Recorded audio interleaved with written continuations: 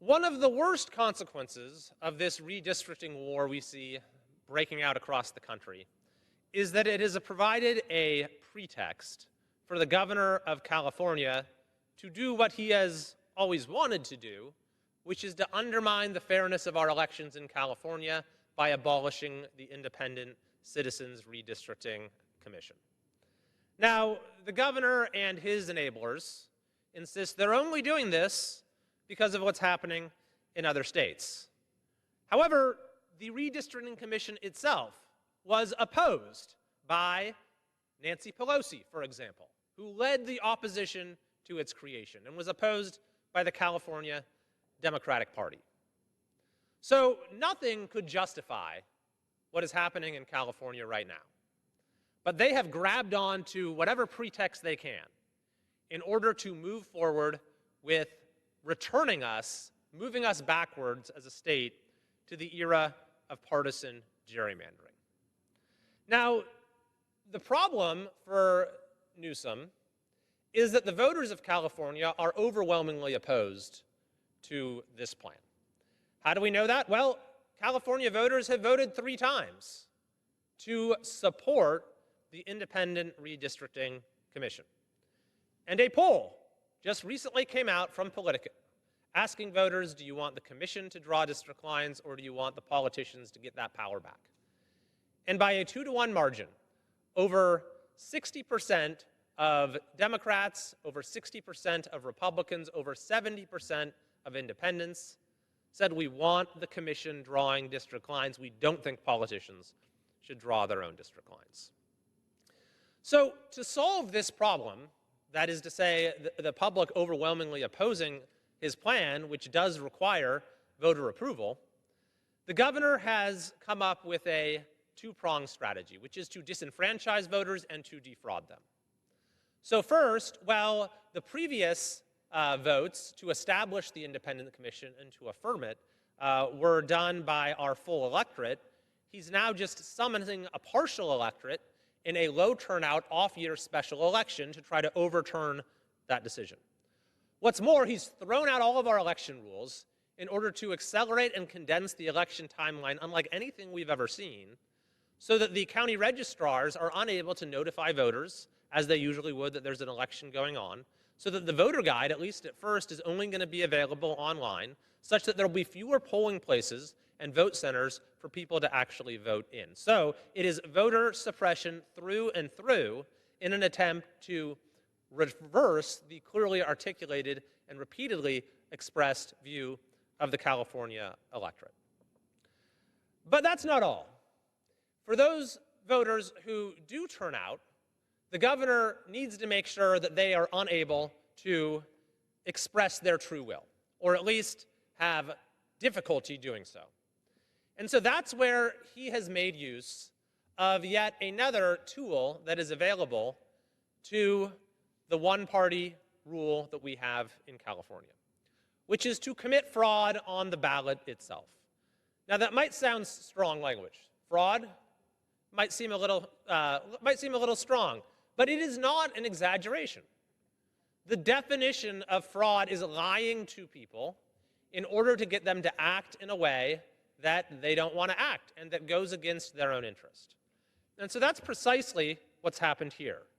We now have the actual language that will appear on the ballot for California voters. If this were an honest description, it would simply say that we are tearing up the map drawn by California's Independent Redistricting Commission and replacing it with a map drawn by politicians in order to maximize partisan advantage. That is literally what is happening, no more, no less. But instead, we get this. So let's just walk through some of the language. Authorizes temporary changes to congressional district maps. So first of all, the changes are not temporary. They will last through the rest of this decade when the existing map would have expired anyway. They are permanent changes. Oh, and they're not changes. Changes implies you're making a little tweak here, a little tweak there. No, they've drawn a completely new map that is going to affect districts all across California and cause voters all across California to lose their representation. But this is where it gets really good. Authorizes temporary changes to congressional districts in response to Texas's partisan redistricting legislative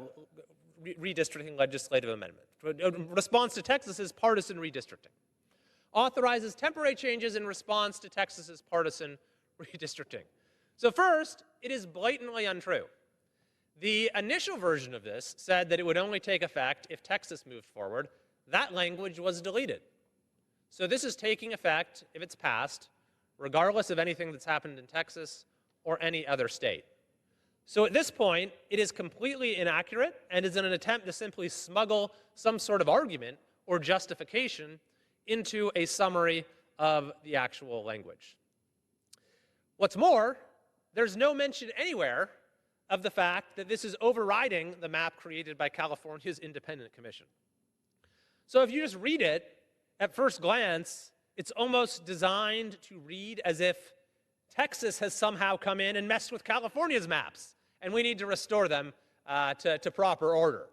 That's the impression that this is designed to give. In fact, the Independent Commission is only mentioned then in the next sentence, where it says that it directs the Independent Citizens Commission to start drawing maps after 2030. So if you're reading this casually, you might say, oh, this is the side that supports independent redistricting. After all, they're telling the Independent Commission to draw maps. But the Independent Commission does not need to be directed to draw maps after the next census. That's what they are already required to do. The only effect of this initiative is to throw out the map that the Independent Commission has drawn for this decade. And then, to make things even more farcical, it goes on to say that it's establishing a policy of the state to support independent redistricting. No, it doesn't. It doesn't establish any policy supporting independent redistricting. The only thing that this initiative does, as it pertains to independent redistricting, is to shove aside California's Independent Redistricting Commission. A few other little inaccuracies. It says that this only lasts through 2030. In fact, the partisan map that was drawn behind closed doors by the California legislature and the DCCC will last through 2033. It says it'll only cost a few $1 million. That is outrageous. The special election itself is going to cost between $200 million and $250 million. And finally, what it doesn't mention at all is that this is overriding, literally, the entire rest of California's state constitution. That is the language that is actually in this constitutional amendment. It says that everything else in our Constitution does not apply. Partisan gerrymandering will be the supreme law of the land. So all of the protections in our Constitution right now that are manifested in the existing congressional map will be thrown out.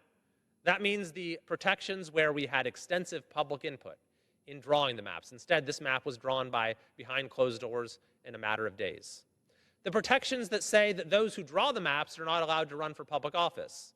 This map was drawn by people who are in public office and hope to run in the very districts that they're drawing.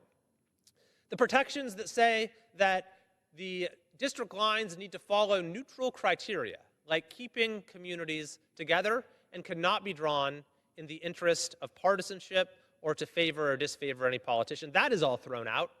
This map tears communities apart. My district is torn into 6 different pieces. The county where I live is torn into 3 or 4 different pieces. And it's being designed for the explicit purpose of partisanship. Gavin Newsom has said the entire point of this map is to, quote, make California a whole lot bluer and to pick up 5 seats. Which, by the way, it says Texas's redistricting is partisan redistricting. Nothing about that in California when the very people who drew the maps have said that is literally the entire point